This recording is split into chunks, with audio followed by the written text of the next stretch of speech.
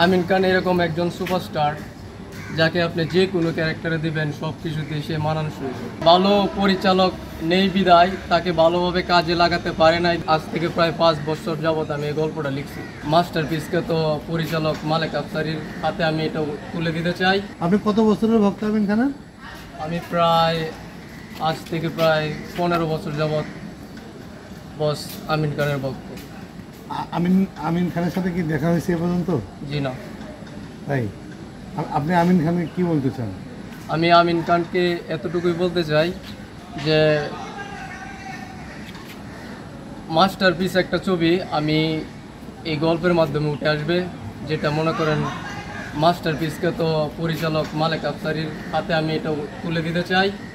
আর বিশেষ করে গল্পটা আমার লেখা 80 দশক 90 দশকের গল্প, সম্পূর্ণ বাংলাদেশের বাস্তব চিত্র, অ্যাটাক, অ্যাকশন, তারপর ফাইট, এই 3টা ধাঁচ মিলিয়ে আমার এই চলচ্চিত্রটা আসবে। আমার এই গল্পটা আজ থেকে প্রায় 5 বছর যাবৎ আমি এই গল্পটা লিখছি।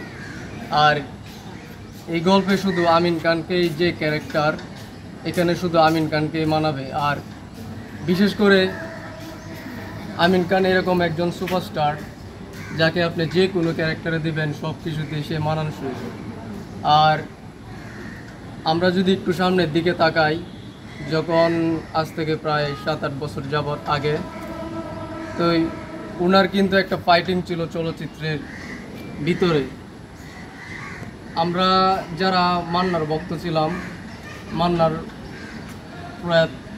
মান্না ভাই মারা যাবার পর আমিন খানের কিন্তু বিশাল একটা জায়গা ছিল যে তার এই জায়গাটা আমিন খান ধরে রাখবে। কিন্তু আজকে ভালো পরিচালক নেই বিদায় তাকে ভালোভাবে কাজে লাগাতে পারে নাই দেখে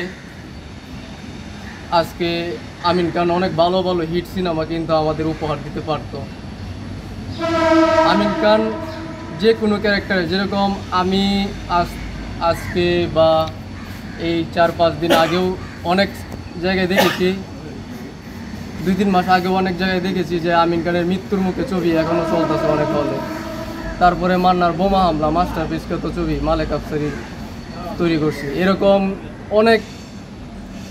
অনেক কমার্শিয়াল ফিল্ম কিন্তু আমাদের আমিন খান উপহার দিতে পারতো যদি পরিচালকরা তাকে ভালোভাবে কাজে লাগাতে পারতো। আমার এই গল্পটা সম্পূর্ণ পয়লা এরকম একটা চলচ্চিত্র যদি পরিচালক মাস্টারপিস, যিনি এরকম হীরাচুন্নি পান্না, বোমা হামলা, তারপর অনেক ইতিহাসগত চলচ্চিত্র উনি তৈরি করছে।